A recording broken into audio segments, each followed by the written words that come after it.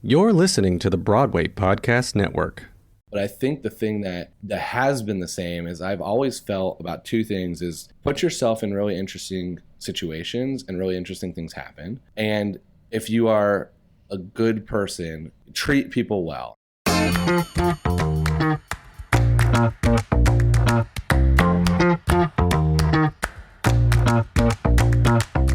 Hi, everyone. Welcome to Was It Chance, the podcast about embracing opportunity and taking intentional risk for your creative life. I'm Heather Vickery. A very tan Heather Vickery. And I'm Alan Seals. And Yes. Heather and I started off as two perfect strangers who met by chance and embraced opportunity. Listen in as we chat with other successful people about the risks they've taken to put themselves on a path to creative success. You just came back from Mexico, by the way. That's why you are tan. I did. I took a dozen of my clients on a retreat, and it was amazing. What was the retreat? Plug your other stuff real quick. Plug my other stuff. So this is for my coaching community, which used to be called Intentionally Brave Entrepreneurs and is now called the Brave Circle. And it's folks that I have worked with and supported over the last couple of years who have grown in incredibly tremendous ways. What we're doing is we're putting our fear just to the side and doing it anyway and building incredible businesses and incredible lives. So we all got together for 5 days and did crazy things like laugh yoga and dance therapy. I did shit I did not know I could do. I need to know about this in advance next time because I'm coming to this. But A, because it's Mexico, B, because it's you, and C, because it's still you. All right. It was fun. I am very excited to welcome our guest today, Mr. Mike Abrams. And I know Mike through several avenues that we're going to get into. And I work with him directly through the Broadway community. But the ironic thing is he has zero experience in the Broadway community. Zero. And that's what makes him so special. He started playing hockey as a 3-year-old, almost exclusively watches NBA basketball and early 2000s sitcoms on TV. In 2016, he moved to New York, saw the revival of Cats that July that was on Broadway, and became obsessed with the lack of plot and unique ending, and then started telling his theories to anyone who would listen, literally like on the street. He hasn't stopped since. He's currently a senior manager at Google, helping brands with their digital marketing strategy, all while hosting one of my favorite podcasts called The Wrong Cat Died, which he calls his thesis on why Grizabella was the wrong cat to die. Now, I shall sit back and enjoy what I suspect is going to be an instant friendship between you and Heather, Mike, who agree Cats is one of the strangest musicals ever imagined. Go Strange for it. wasn't the word I used. When we were texting about having Mike on the show, strange wasn't the word I used. Now, what word did you use? Worst is the word I used. Okay, I got to ask though, what's the reason you disliked it? I know, and we need to get into this with you. So I have story. When I was 14, I did some modeling. The problem was I never grew any taller than I was at 14, so then they I thought you were quickly going to say you did some Molly. got rid of me. But yeah, at 14. No, come on, Alan. Anyway. That would have helped the cat's liking. It might have. So I was there with my mom and some other people, and we had a choice. We had the money and the time to see one Broadway show, and it was between I can't wait to see Alan's face, Cats and Les Mis. And the other people picked Cats. Yeah, exactly. Mm-hmm. The sound you just made, the face that everybody can't see. I'm still angry. Like, almost 35 years later, I'm still angry about it because I've seen Les Mis lots of times since then, and I really would have liked to have seen it on Broadway. Anyway, it was really boring. I don't remember much. I'm like, whatever. It's not what I wanted. And then it came through Chicago several years ago, 4 or 5 years ago, and I have Broadway in Chicago season tickets, and I take my kids, I split them up, and I take them to different shows. And I took my then 9-year-old, she's now 12, so somebody do that math, to see it. And she started crying. She loves Broadway. I mean, she's an actress. Like, she's really talented. She can sing. She's amazing. And when it was intermission, she started to cry. And she was like, Mommy, this show is so terrible. She I was said, 9? I said, do you want to leave? And she's like, but I don't want to not be with you. And I said, well, then let's go do something fun. And we just left at intermission. Wow. Mike, so I know you've covered 2 pieces of this already. I don't think children should see the show. I think it's very dark. It's very sexual. It goes a lot goes over, and a lot of it went everyone's over head. her head, which is fine. But normally she would You just saw it like at 14 though. the You're the other. experience. There's I 3 know. buckets. It's kids, it's teenagers, and then it's adults. And the teenagers is the bucket I think is the strangest because it can be. You can get most of those things. Like you can realize that hey, there's an Yeah. orgy happening on stage, or that there's one cat that is they're losing their virginity in their dance. Like those things don't come out. Like a 9-year-old's not going to recognize that. A 14-year-old might. An adult is like me going like, what the hell did I just watch? And why are we doing this? And right why do I now? do this? I've also never seen Les Mis. I've seen the movie, but I've never seen it. It's fucking good. I love. I want to get into the manifesting creativity. The whole purpose of this podcast. We'll get into Yes, that. yes. But the I just love, Mike, how like you're not a Broadway person. You're sports and Hoosiers and in. You can see I got sports Indianapolis. behind me. You got sports everywhere. And then Cats has been this weird obsession for you that has essentially like shaped so much of who you are now because, well, okay, first I want to back up and literally just talk about Embracing Chance, about how you started the podcast in the first place, which has become this, like, I want to call it this underground cult podcast that's like steadily gaining this massive traction behind these fans discovering their love or hate for Cats. I want to even know what led you to the theater. So I'll take it one step further back. So I'm born and raised in Indiana, lived in Indiana until 2016. Had no intentions of leaving Indiana. Like, loved my life there. My whole family was there. Had a great job there. Was not looking to move. Had just bought a home. Like, I was settled in Indiana. And I got put in touch with somebody building out a team in New York at Google. And I went through, I was like, okay, I'll take that interview. Like, why not? Like, of course I'll take that interview. And I got the job offer. And I moved 3 weeks later. After I got the job offer. So I moved into temporary housing. I moved into I booked a flight. I moved the day after the Indy 500 in 2016. I went to the Indy 500, which I'd gone to almost every one since I'm 8 years old. Went to the 500. The next morning at 6 a.m. flew to New York. Went to temporary housing. Had never really ridden the subway. Had never been outside of the tourist traps part. I've been to New York plenty of times, but I've been to Times Square and the Statue of Liberty and Rockefeller Center. I knew the West Village existed. I knew Brooklyn existed. I had never stepped foot in any of them. So I was like trying to figure out where do I get on the subway? Do I have to go? Where do I get the car? Like all these things that, are very simple things for New Yorkers. But as someone who had never taken public transportation in Indiana, yeah, it doesn't exist. It's growing. They do have a new little bus system that I don't know if anybody rides, but if any Indiana people Don't the listen to retired this, Indy tell me. 500 cars start acting as taxis and just zooming through down? Yeah. You know what's really ironic about that is I lived in Indianapolis. We were just talking before we started recording that's where I'm from as well. I've never been to the track. I lived there for 23 years, and I've never once been to the track. Well, we can get to this later. We took a Google Street View car around before the 2018 Indy 500, so you can experience it like it's race day. And I appreciate if that you would offer, like to on Google Maps. but I'd rather go to the bathroom.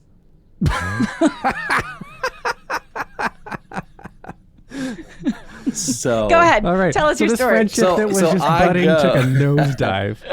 So doesn't like the Indy 500, hates Cats. We're off to a great start. I just don't sport. But I love, the thing is, I want to hear your story. The thing is, I love art. I love artistry. I love theater. I love music. And so while I really want to appreciate it, and for goodness sakes, I love Andrew Lloyd Webber. Like, it didn't do it for me. Just not you. So I get to New York. I'm in temporary housing, and it's at like 56th in Broadway. Like, it's theater district. Like, it couldn't be more in the heart of theater district. And I had always liked musicals. I've always enjoyed, I like live performances of people at the top of their field, which is why I like sports. You're seeing the best of the best do stuff. And so my mom's a music teacher. She teaches piano. And so we went, but Indiana gets 5 shows a year touring, and that's it. And usually it's like, of those 5 shows, 2 of them you care about. Maybe you get a good season. I saw Les Mis at Clues Hall when I was a little kid.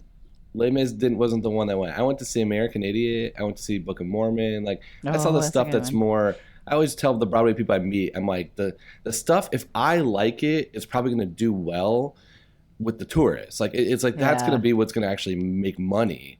Versus the stuff that's like really good. A lot of times I'm like, that was really good, but that's probably not going to sell.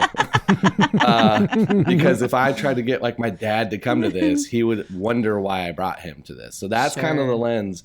So I always have to. That makes sense. All these Broadway people I've become friends with now, I always have to ask. I'm like, well, I like this as Mike, a host of a Broadway Podcast Network podcast, like it, or will Mike, the Indiana native who just wants to be entertained for 2 hours like this, because I generally look for the latter. Like that's what I'm going for. Yeah.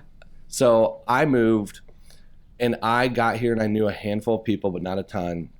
And Indiana's very routine. And so this isn't a bad way, but in Indiana it gets very routine because there isn't stuff like New York to do every day. There are certain sporting events. There are certain big concerts that come through. There's 5 Broadway shows. It's much more of a community-based culture. Like you're with your family and your friends and you go do stuff together. New York is the opposite of that. It's a free-for-all. There's something happening at all times, at any time. Just step outside. And so I made a point I was my late 20s, so I was not like young to the city, but I was like, I kind of knew at this point, like I'm more of an established adult. And I said, I'm going to do anything I get invited to. I'm just going to say yes to everything and go do it, whether I love it or hate it. Yes. And figure stuff out. And then this amplified because I don't know if this is unique to my like smaller community that like I was with, but when I moved to New York, a lot of people didn't believe I was going to go to New York. And I offered up to write a newsletter about what I saw in New York and what happened at work, because Google is a pretty unique place to work. There's some crazy things of like cool things, like really amazing cultural based stuff that you get to experience. And I put it out to the ether thinking like, all right, I'll have probably 10 people want to say yes. And that all started because my first day I had a bunch of people ask me how it was.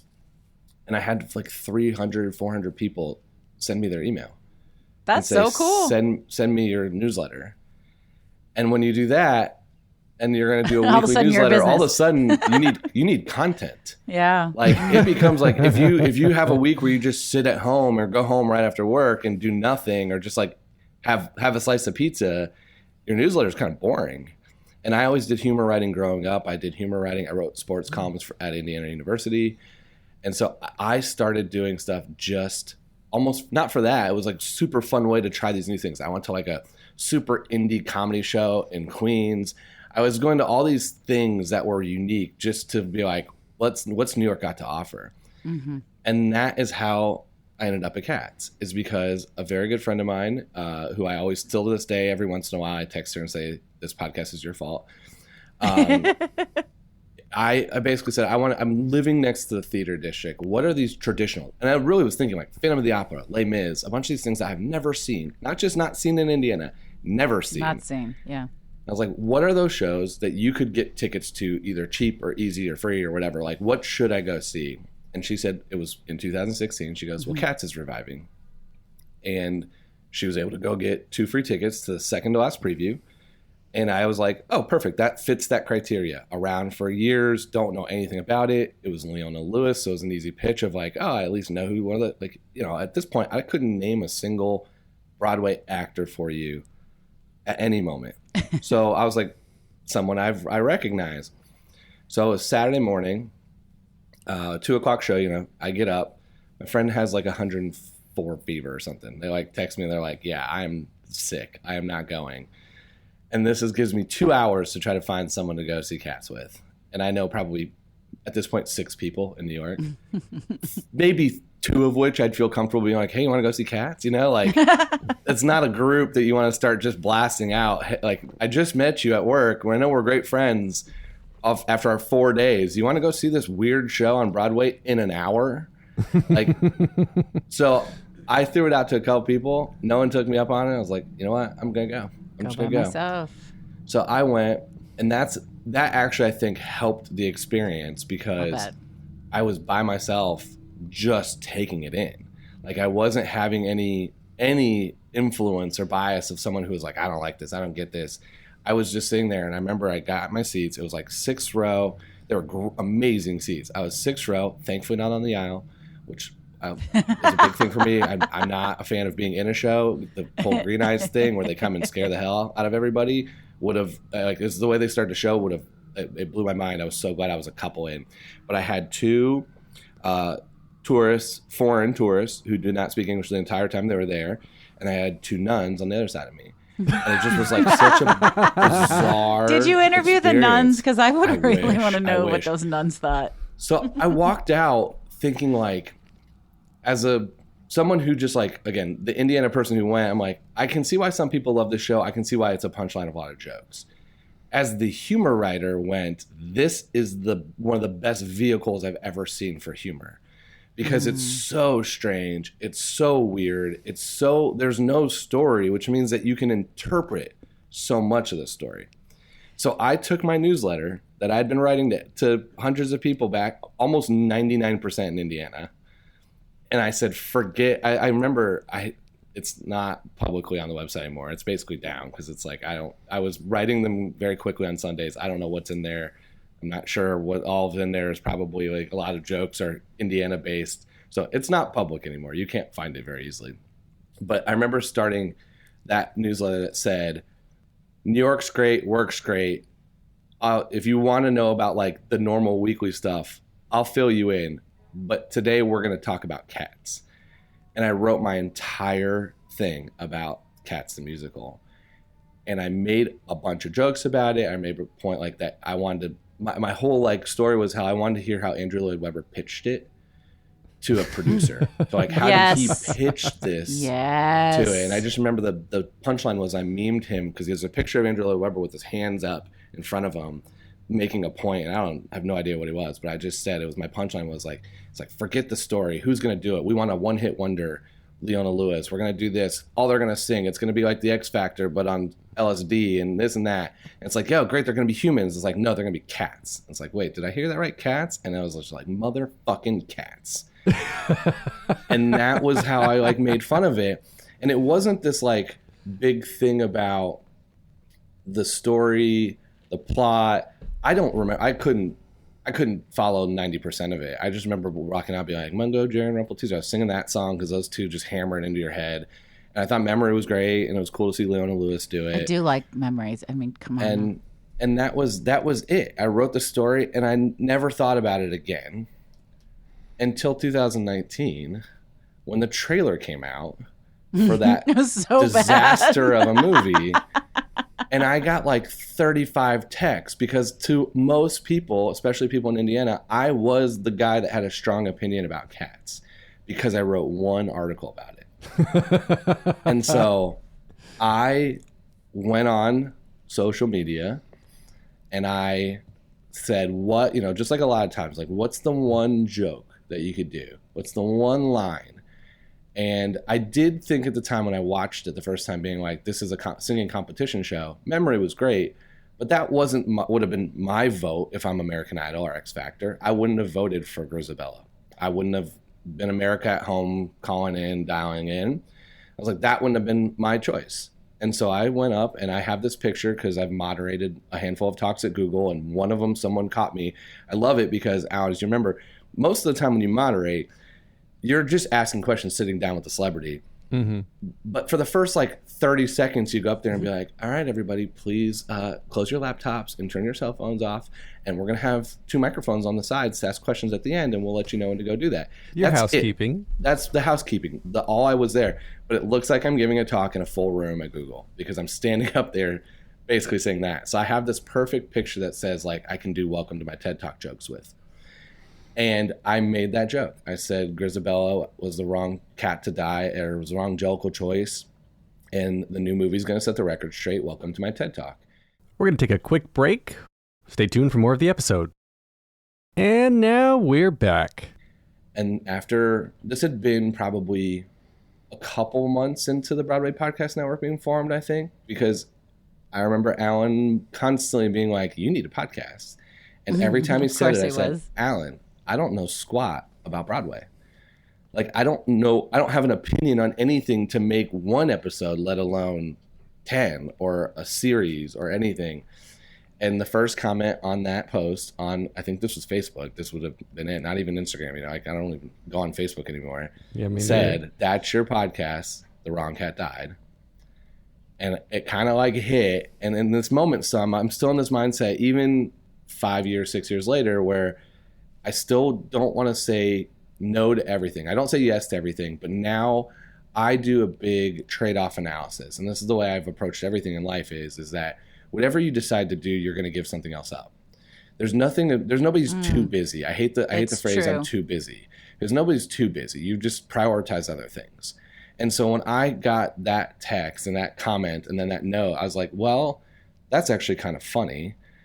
I think there's enough there. Let me write one. Cause like I loved the exercise of writing my first story on cat. Like, let me see if I could write one. If I could write one and there's enough there, I could probably write 10. And that would be fun if we could work it out. I was like, but what is my trade-off? What am I going to give up to do this? And so I kept thinking 10, and I went out with two of my friends, and we had beers before. I forget what we were going to see, like some sporting event, like a Rangers game or a Knicks game or something.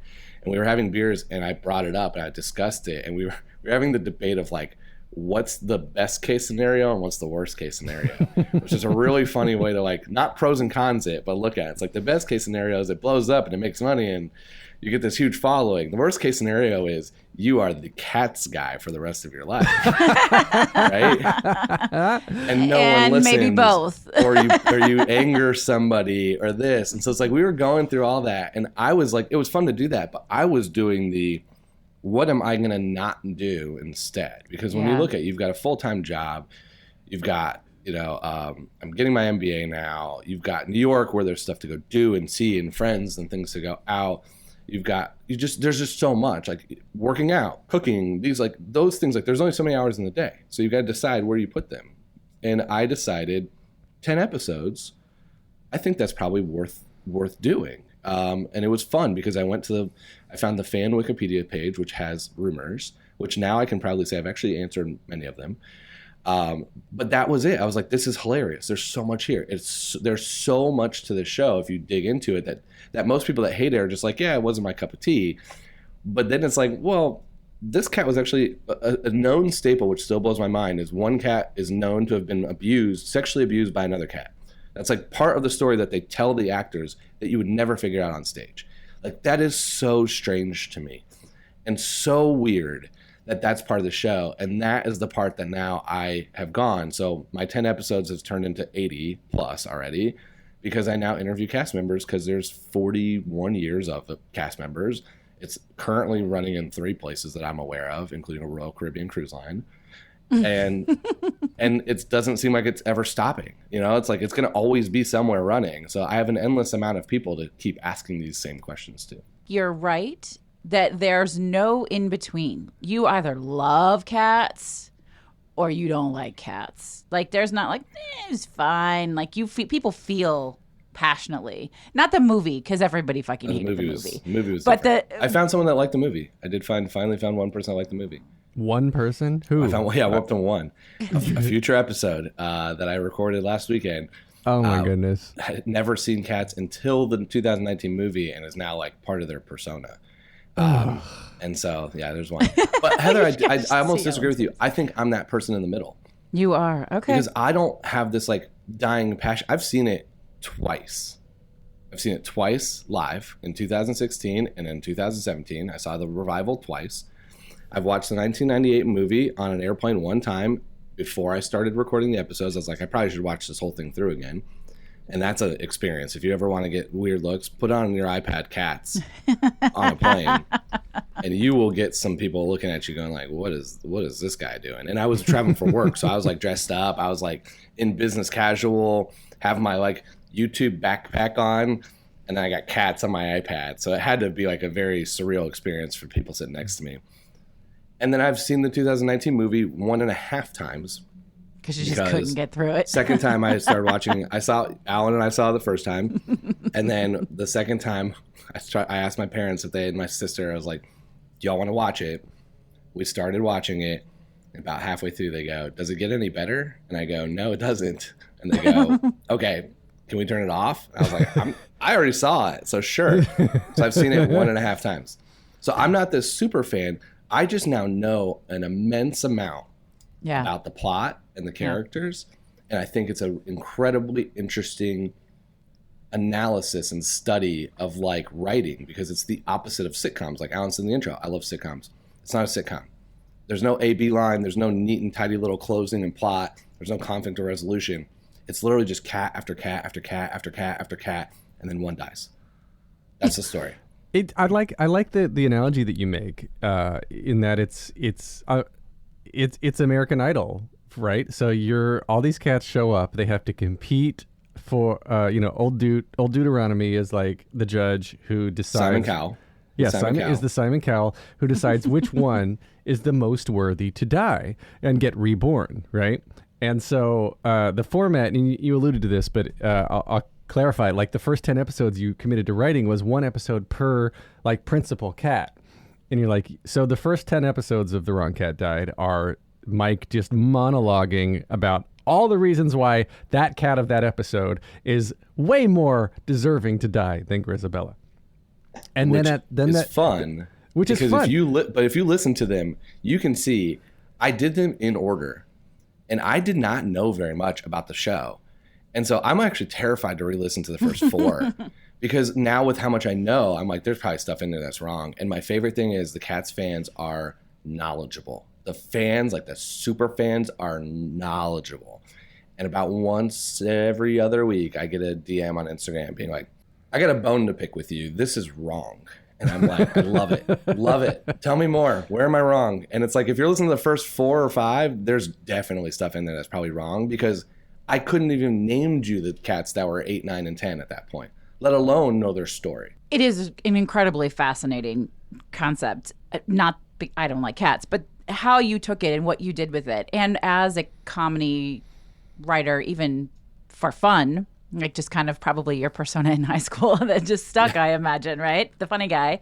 But you said a couple of things, like Alan said earlier, this show is about embracing chance and embracing opportunity that I just love. And it sounds like it's just the way Mike rolls, right? You were like, well, yeah, sure, I'll try that. Well, okay, yeah, I'll make that change. Well, if I'm going to do this, then I need to go all in. I mean, that's what we talk about, right? Mm-hmm. And so have you always been that way? Are you super conscious of, I'm going to go try these new things or take these risks, or is it just your natural flow? No, it was New York. It was pre-New York, post-New York. I grew up playing hockey, and I was on the ice 6 days a week. And I played like a competitive for Indiana hockey. And so everything was very routine. And then all of a sudden, and even post-school and everything else, it was pretty standard Midwest, great like life. Like I have no complaints about it, but it is a routine. Mm-hmm. And then I got to New York, and that routine just got flipped upside down. As if you want to have a routine, try to ride the C train, it's impossible here. And it's like, there's so much happening all the time. It's like, in Indiana, you very rarely just go to an impromptu happy hour, because you got to drive home. You got your car. Yeah, you've got challenges to deal with that are different. Here it was like, we're finishing up, one more email to send. It's like, you want to go get a drink? And it's like, yeah, because that train is the same in 20 minutes or 30 minutes or 2 hours. It's like, yeah, of course I'll go do that. So a lot of that stuff it ruined your routine in a good way. In a good way, so, yeah. So I don't think it was until I got to New York that I was like that. But I think the thing that has been the same is I've always felt about 2 things is put yourself in really interesting situations and really interesting things happen. And if you are a good person, like treat people well. And I think like that naturally, that's a hard part for me in New York, because New Yorkers are really abrupt, and New Yorkers aren't mean. There's like this misconception New Yorkers are mean. They're impatient, and they're on their way, and they don't care if you're like, they don't want you to ruin that. And so every fight I've ever seen in New York is somebody that's like, I'm trying to get from point A to point B, and you're walking too slow for me. Or like, and I'm going to just tell you that. And I'm the Midwesterner who was, by the way, I was the slowest walker in Indiana. Then I got to New York and realized I was going to have to learn. I was going to have to pick this pace up. Mock up. But yeah. I was like, and now I'm more New Yorker, where I'm just like, there's no cars, just cross the street, people. Come on, what are you doing? But that was I naturally am a very Midwest personality, where I don't think they're talking about high energy, low energy. I also don't think I don't anger a lot of people in most ways just by my natural personality, in which I hope means that people have usually a pleasant interaction or experience with me. And I think that that's a key thing. We talk about networking. It's if you only meet somebody once, what's their lasting impression of you? Hopefully that's positive. And there are some people where I'm like, I've met them one time. I don't know anything about them, but the one time was great. I had no issues. So I think that those two things combined are where a lot of these unique things I've got to do in New York have happened, because I've put myself in a unique situation or have made the most of being at Google and been able to put myself in a room at Google that's allowed me to meet different people. And then I've had a decent interaction with them that when they come back or they have a question or they ask, I'm able to maybe make something like that happen. Or I get asked that question. I'm like, yeah, that's interesting. Maybe I should do that. I should try that. And then it's that trade-off game. And so I think that was something I really embraced my whole life. But in New York, all of a sudden it amplified, because Indiana has got unique and cool situations. I did a lot of really cool stuff in the sporting world in Indiana. All of a sudden you get to New York and it's just it's a free-for-all. I mean, there's always unique situations. I've tried to explain Sleep No More to people outside of New York, and it's impossible. And so that was where it's Sleep No More is my nightmare. And I'm like, you know what? I'm going to go do it, because it's going to be unique. It's going to be different. Okay, you got to try to explain it to the listeners who don't live in New York and know what that is. So Sleep No More is live interactive theater. And I had heard about it. I think Girls, the old HBO show, did a parody on it. And so I knew that this was a staple New York thing to go try. And everyone talked about it. It actually was right by our office at Google. So it was really close. And everyone told me you got to go do this. And so I was like, tell me about it. And it's basically a 5-story warehouse. And everyone puts on masks, what is it? The Eyes Wide Shut mask, basically. Because that is terrifying. Where you're not an actor. There's 300 people in there, and there's 12 actors, and they're all throughout the different rooms. And it's loosely the story of Macbeth, is at least what I was told. Okay. I was told go in with no more than 1 to 2 other people, because you'll lose them, and that's okay, because your point is you follow different characters, and they do the show 3 times because you can't follow everybody. So it's go follow Macbeth, and then Lady Macbeth, and then one of the wolves and witches, and you run around and they interact with you. And it's live theater. It's unique. The way it was sold to me was, and this was coming from my previous job, I worked at a place where reviews were important. And I'm always a bad review isn't always a bad thing. Yeah. Because a bad review could be my A+ 5-star rating. Yeah. And the way everyone told me was one of my friends goes, it's amazing. The first thing that happened to me is one of the characters grabbed me, pulled me in a room, and I got to have a one-on-one interaction with them. And they did this whole story and blah, blah, blah. And I'm like, that is my nightmare. That's assault. That's sexual assault. Grabbing me. I'm I don't want, I want to be in the middle of the masses, want to just don't, please, no. And then they're something else. Every person's selling point were things I was I don't want that to happen. I don't want that to happen to me. That sounds awful. Please don't do that. Why would I go see this? And so I ended up going though, and I stayed very, very in the middle of lots of people from the beginning, being please no one grab me, please no one touch me. But it's fascinating. It's a unique show. It's all interpretive dance. There's a ton of no one prepped me for how much nudity is in it, and so there's just a ton of nudity. There's a ton of very unique things, and you run around this warehouse for 3 hours just following different characters as they perform and they don't. And there's every room has stuff. There's nothing like it that I've ever seen outside of New York, or maybe in bigger cities. And I went, and that was very much a yes, I'll go do this once type of thing. But I remember even that one made in my newsletter, and a lot of people were like, that can't be real.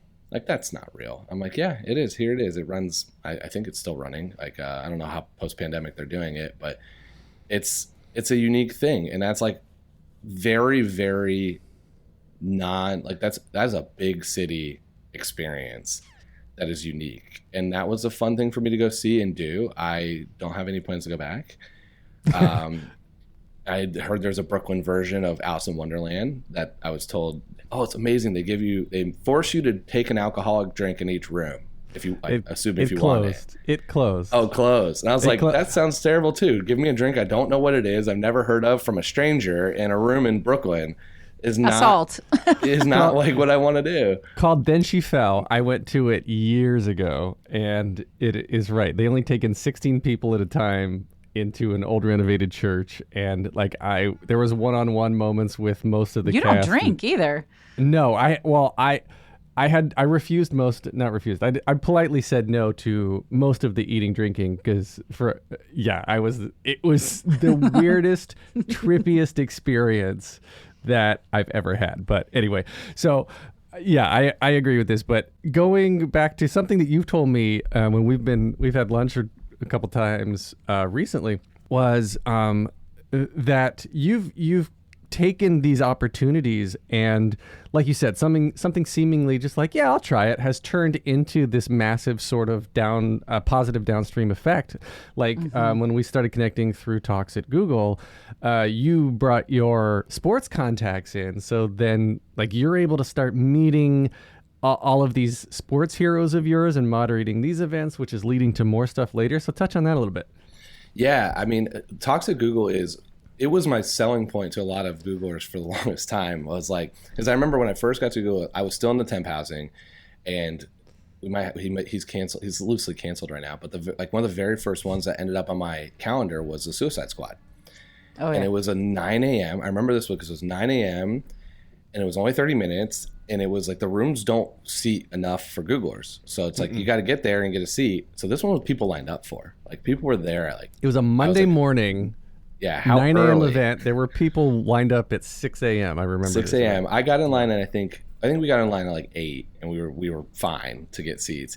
And me and my friend decided to go, and I was just like, this is so it's so unique because that was Will Smith, Margot Robbie, Jared the entire Leto, cast. Yeah, the entire cast, like all just in our office to talk, and then you go start your day. And so I was just like, I remember having that happen, and then. Indiana is such a small community feel that I had one or two people going like, well, how do these things get set up? You should have this person. You should have this person. I could introduce you to this person. And the first two that were presented to me were, and both of them have done them. One was Eva Kaur, who was a Holocaust survivor. She passed away a couple years ago, but it was like she had a documentary coming out about her. Very interesting story, a little controversial in like the way she talks, but just like a very unique talk. And the other was Kenny Aronoff, who was John Mellencamp's drummer. And I knew my dad's friends with his publicist and producer, that person. And he was hounding me like, oh, like, we're going to do it. Let us know how much you pay them and this and that. I'm like, I don't think we pay these people. I'm like sitting there going like, I don't know how this works, but I don't think this is it. And so I had just started. I was like a couple weeks in. I'm like, let me figure out how to do my actual job first. Like, let me learn how to do what they hired me to do. Then I'll figure it out. And the one we figured out first, of course, I picked the most like complex one we could do, is I have friends at the Indy 500, and it was ahead of the, I think, 2017 race. And they were like, we're going to bring let's do some drivers. And this is where I think where Al and I became friends, was because I said, that's great. These two drivers are fun. I was like, but I know who they are. I don't think most New Yorkers are going to have any idea who these people are. Like, will we get anybody to come in the room for two Indy 500 drivers? And I was like, probably not, maybe. I don't know. And so I told my friend who was running, like, who's, very high up there, and a friend of mine from college, former roommate, like, very good friend of mine. I was like, what about, and I started just pitching other people to join the panel.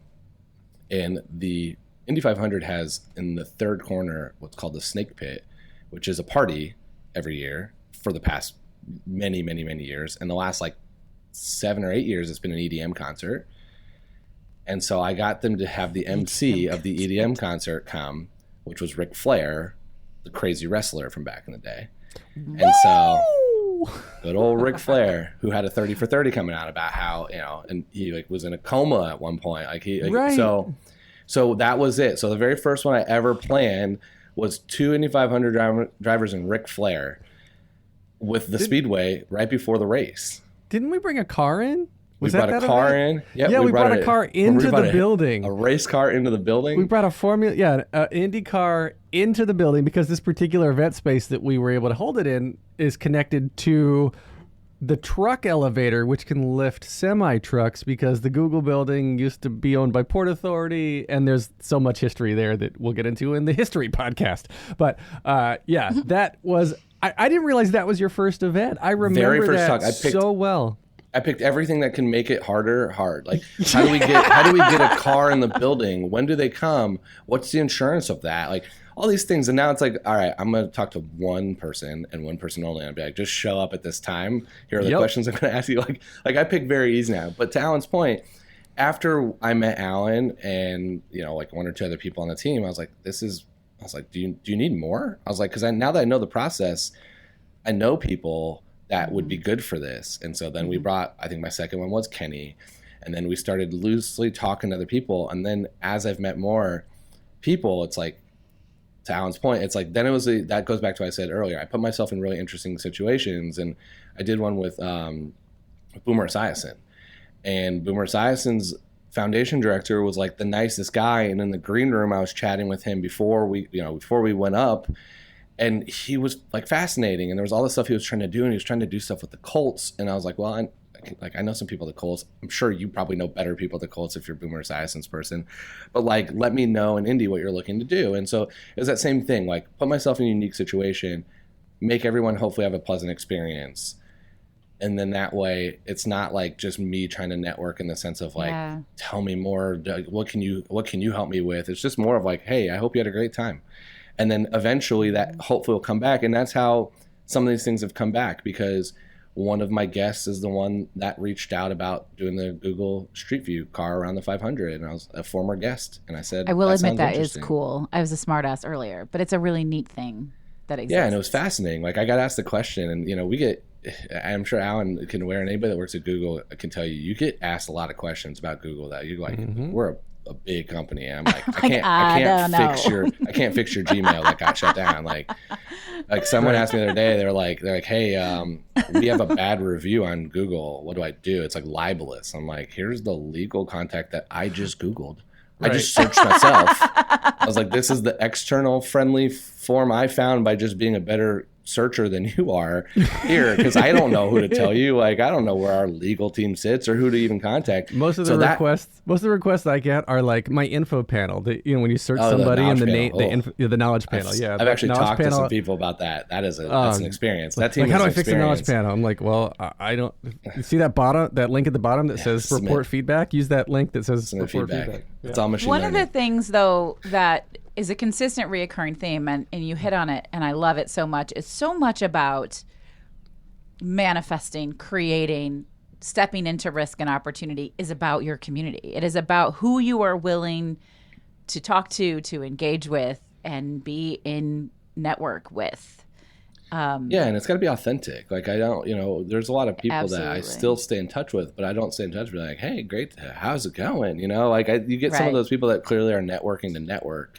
Yeah. And there's other that's just like, hey, I saw this. This is definitely your world. Or congrats on your new, like LinkedIn is great. Congrats on your new job or your new promotion or what you're doing. And I think it's finding those spaces. And I've been fortunate to be put in some very unique ones. And I think some of those I think that amplifies, because I think like I put myself in a lot of unique places in Indiana that led me to like my getting in touch with the right person or being put in touch. I was not actively seeking. I still loosely applied, but I had a phone call with the person that was building the team, because it was a friend of a friend of a friend. That's what who mentioned it. And it's a lot of how this stuff happens. And it was just happened to be the same job I was doing elsewhere.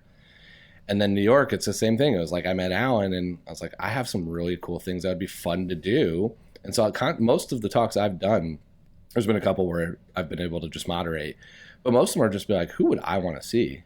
And then do I know anybody that knows them that would they have a reason for the benefit for them? Like, and it's an easier sell since it's such a humongous platform that it's a good publicity for most people. But that's how most of them start. And there's a lot of them. And then a lot of people then say, that was super fun. I ran into a comedian who I interviewed his brother, and I'm hoping to do it, talk at Google with him soon, because I interviewed his brother. He wasn't famous at that time. His brother was. What, Alex Edelman?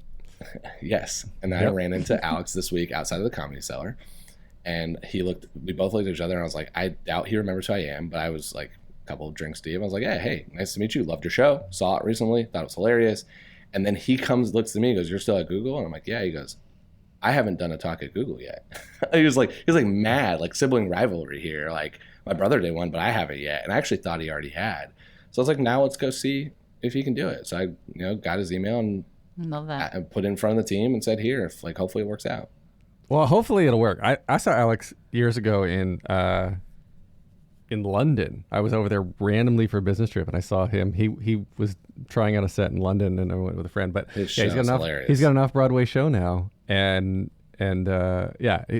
go see Alex Edelman. He has 10 minutes on his brother too that I interviewed. So it's like, for me, it was so funny. They have bits on each other. It's so great. He has a whole section of that show that is just making fun of his brother with the stuff I interviewed his brother about because he was an Olympian. And so that 10 minutes was just like, it was hilarious. It was like written for me to laugh at. You said something that I love, and I think it's so true. Somebody told me once, you can have it all, but you can't have it all at the same time. And that feels aligned with you can do new things, but what are you going to give up? Do something new, but you know that you have to give something up. If you want to have any sort of semblance of happiness and joy and not be stressed and overwhelmed. So A, where did that become kind of this mantra for you? Because I love it. And B, what did you give up to go all in on The Wrong Cat Died? Yeah, the mantra, I think some of those aha moments, those like weird, simple things that shouldn't be impactful but become impactful, is I remember when this was early in my career, and I said to somebody, I can't do that, I'm too busy. And it wasn't work related, it was just like being invited to something that I probably didn't want to go to. It was more of that. I said, I can't do that, I'm too busy. And they go, what are you too busy with? Really? Like you're in your early 20s, early in your career, like your job's not that difficult. Like you definitely have time to do stuff. And it hit me because I was just like, that's so true. I'm not too busy. I just don't want to do that. I just don't want to. I just don't want to do that. And that has been one of those things where every time I've taken on some exercise or something, I do look at what my current workload looks like. And I think like some of that is whenever I start a new role at work, it's hard. Like it's always a transition. And so I try to you have to take those opportunities when they come to you. And sometimes when I've taken those, I've said, my last one, not thankfully, it was during the pandemic. And I was back in Indiana living at my parents' and sister's house, and I was golfing after work every day because they live on a golf course. And I was like, I could golf a little bit less and do this work. So it's like that was my trade-off. But there are other times where those trade-offs are more difficult to make. It's like if you want to go all in on working out or train for a marathon, you've got to commit to being able to do a Saturday 10-mile run. Sure. So it's like, what are you going to do? So when The Wrong Cat Died came, thankfully it was a time where it wasn't that busy. I also, for better or worse, I agreed to 10. So my commitment wasn't as much as what it's turned into. And so it's I agreed to 10. I was like 10, 15-ish, 20 minutes episode. The network is amazing to be they're going to help with editing. They're going to help with music. They're going to help with all the stuff that's not. I used to joke with Alan all the time that I'm just a talent. You all handle the rest. But no, it's like that part can be a big piece of I don't have the bandwidth to edit at the time. I was I couldn't do, especially monologuing. I was reading them. I can't do that well. I was constantly messing up. All right, one more quick break. Hang on a second. All right, here's the rest of the episode. And then I got thrown off. The one that threw me off the most was Buster for Jones, I think. We were recording it in the studio. And I'm finishing up because the next person's going to come in to do another episode. And the next person happened to be Alex Brightman. And I'm halfway through reading a line that said something about making a joke about Buster for Jones going to strip clubs and Taylor Swift being the cat in the movie that might be in, making some joke about Taylor Swift strip clubs and Buster for Jones. And I look up and there's one of the few Broadway people I know. And I'm like, oh my God, he has no idea what I'm talking about. There's gonna be no thing. So it was those moments where I was like, okay, I can do that in those 10 episodes. And then we started interviewing, I got put in touch with a couple people from 2016 and started interviewing those. And I mean, still to this day, every time I record 3 last weekend. I'm like, when does this need to end? When does this need to end? What else am I going to continue doing to keep this going versus other things? And I slowed down my release schedule a little bit to make it more manageable for me, because I like it. I've enjoyed it. It's super fun for me still to have these conversations with cast members and fans that I want to keep going, as long as the Broadway Podcast Network wants me to keep going. Yeah. I want to keep going, but I have to make it more manageable. So last night when I quickly did my notes for one of the shows, just that's not coming out for a month. Just like, because I'm traveling for work and go to the Indy 500. So my May and June are busy. So I'm like, I got to get as much of this done and out of the way as possible now. And so I didn't have any plans like this weekend. So it's like, yeah, let me give up that, not like going to the Yankees game or something, you know, like something that's not as that I would be doing to do this stuff. And that's the choice I make, you know, and that's, I just look at all of it that way of like, what's my to-do list look like? And what do I want to do or need to do? And whenever I get a new opportunity, I kind of put it back to that thing. How much time is it going to take? How much am I going to enjoy it? What's the benefit? What's the pros? What's the cons? And what's the trade-off? I love that. That's something that I've always really enjoyed about working with you, is that you think ahead. And it's probably what makes you really good at your job too, your day job. But you think ahead, which most people don't do. But you're evaluating your time, like you're saying, your time trade-off, right? Your cost-benefit analysis. So because I remember when I made the comment, like, this is your podcast, The Wrong Cat Died, and then you're like, okay, well, let me think about it. All right, I'm gonna evaluate how much time it's gonna take. I'm going to commit to 10 episodes. And you do 10 episodes. You're like, wait a second. I like this. I'll do a few more. And then it turned into the feedback and the fan interaction and interviewing cast members. And so, but every time I remember specifically, every single evolution of your decision was talking about, all right, so I can commit to this. MBA's coming up, or it's performance management time at work. So like depending on what's happening outside of podcast land, you've always been very upfront and transparent. And I don't know if you do this consciously, but you've been extremely good about always setting expectations with everybody else you work with. And I think maybe it's just like a byproduct of the way your mind works and how you think, and you're talking through things. But because you're like, okay, I'm going to do this, and I think it's going to take this long, like everybody just knows what to expect. And so that goes back to what you were saying earlier about keeping in touch with people authentically, is that when they interact with you, they know very specifically what they're going to get and who you are, and that you're reliable, because you're like, you either say you're going to do something or you don't. You're not going to say, oh, I'll do that, and then don't show up. Don't fall through. Totally. Yeah, I mean, I think that's so important, of like expectation setting. Like, this is a big thing we talk about at work, is that like delivery on what you say, but you can choose in some cases what you say. Like, there's some stuff, of course, we have to do, but there are other things where I think we choose to do, and I think about that a lot in and outside of our office. Is like, what do I choose to do? And you know, when you think about when I thought about cats, and I teach a college course, like a bunch of these things I really enjoy and I've loved doing. The thing that most people don't think of, like, what other thing do I have to give up? It's like, it's not always that. Like, one of my things was like, it could be the working out. It could be that you don't cook your own meal. You like get stuff. I did a talk at Google with a very interesting personality, and he wrote a book. He's very famous, and his book it was riddled with we'll just throw him out here. I don't think he liked me anyways, but his name was Ryan Serhant. And we could throw him under the bus. He didn't like you anyway. He didn't like me, I don't think. $1 million listing, Ryan Serhant. $1 million listing, Ryan Serhant. He wrote a book called Big Money Energy, which should tell you all you need to know about the book. But the one thing I actually really liked about his book that I thought was fascinating, his advice was probably a little short-sighted. It was like, I have somebody read all my emails for me and just give me the top 20 I need to do. But what I liked about his advice was you have 24 hours a day. That's currency.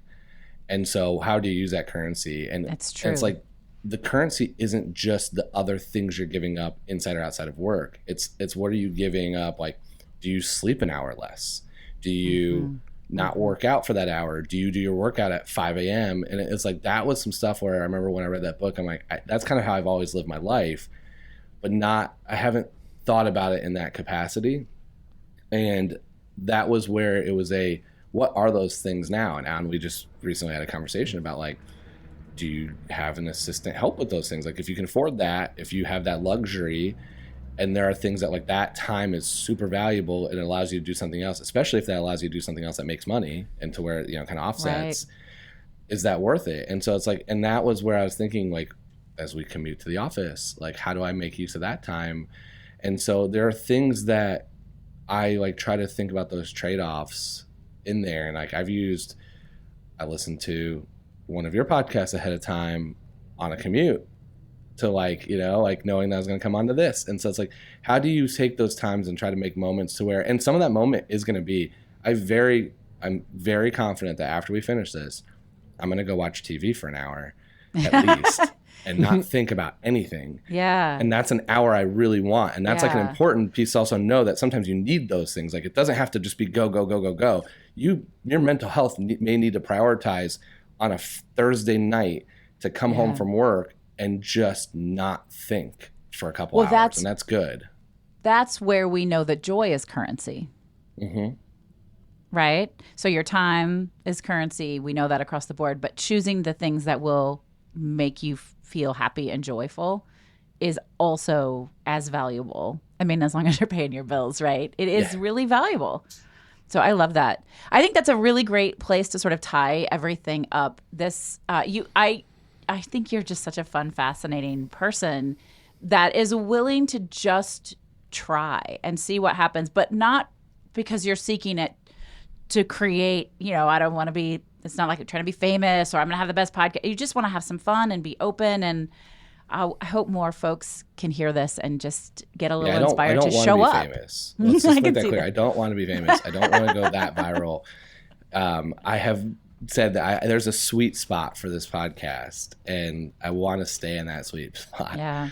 You want the podcast to be famous, but not your name to be famous. Not me. I don't need to. But it's just, to be me. It's so inspiring to think like, how can we show up more with this desire just to experience and be open-minded, and then, you know, roll with the opportunities as they're presented to us and do something fun with them. So, Mike, thank you so much for being here with us on an early Saturday morning. Thank you for having me. This was super fun to talk about cats, but not actually have to explain the plot to somebody. Yeah, you guys got to go listen to The Wrong Cat Died to get all of the cat information. Yeah, please do. Wrong Cat Died. Follow on Instagram. I barely tweet from it. I just like, it's a good plug. It's hard. And then I just created this week a TikTok, but I haven't figured out how to use it yet. Oh yeah. I've been trying to avoid it. And I was like, there's some content available here. Cats is just a great meme opportunity, and there's a lot to do with it. And so that's where I'm starting to do more of those just because I think it's fun and funny. But yeah, take a listen. There's almost 80 plus episodes out, which is 70 plus episode more than I agreed to. And there's more coming. So there's no end in sight. Well, thank you so much. I hope you enjoy. Do you know what you're going to watch when you leave? I am going to probably watch Severance on Apple TV. So I good. heard a lot of good things. So good. I've watched the first episode and it was a good pilot. So probably do that. Although the challenge I run into is as I said, I love sitcoms, and I'm assuming Friends will be on TBS most likely right now. And so it's very hard for me not to just like turn Friends on and have it as background noise, as I don't sit and think, just sit there and aimlessly stare to like relax. And so that is Friends is on almost every hour of the day between Nick at Night and TBS and a bunch of I have channels. A daughter who's obsessed with Friends too. And so yeah, it used to be Yes Dear. That's this is my last plug. Yes Dear was my favorite sitcom ever created that like no one watched, and it used to run my entire college career. It ran on TBS and then some other channel and then Nick at Night, and it only ran for like 5 or 6 seasons, and it covered everything that has to do with family life. And so I've always wanted to, if I get a doctorate, it's going to be on that show and how it covered American cultural society. But I'm not making that trade-off right now. I don't have time for that, and that's not the cost benefit of that is not in my favor right now. But that is that's what I do. I mostly background noise. I watch sports and Friends. Mm-hmm. All right. Well, enjoy. Thank you for spending some time with us. All right. Thank y'all. How fascinating. Right?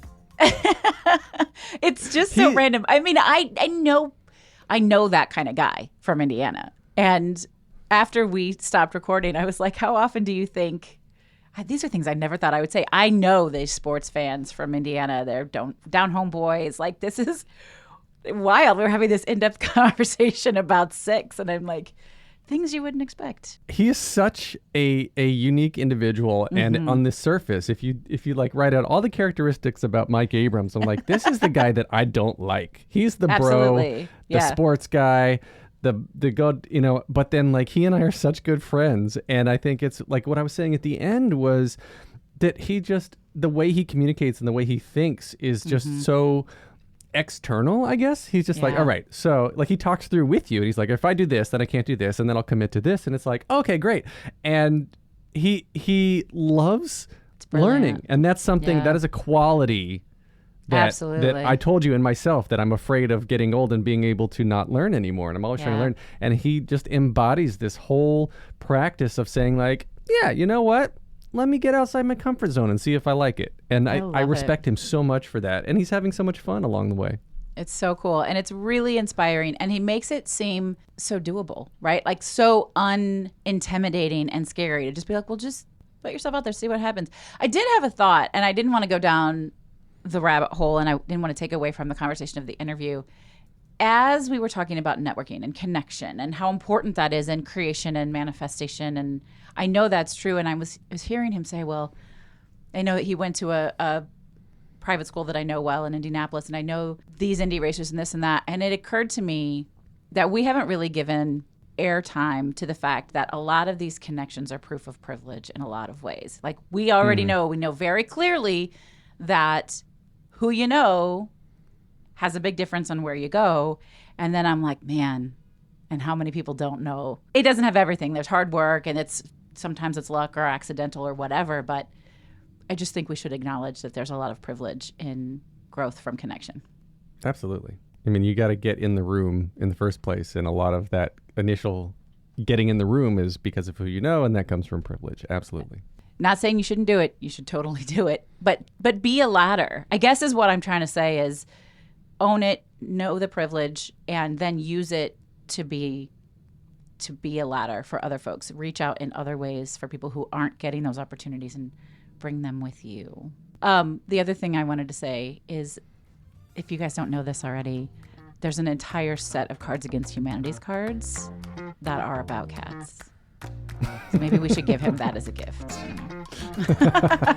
That'd be the thank you gift for appearing on the show. That was so fun. All right.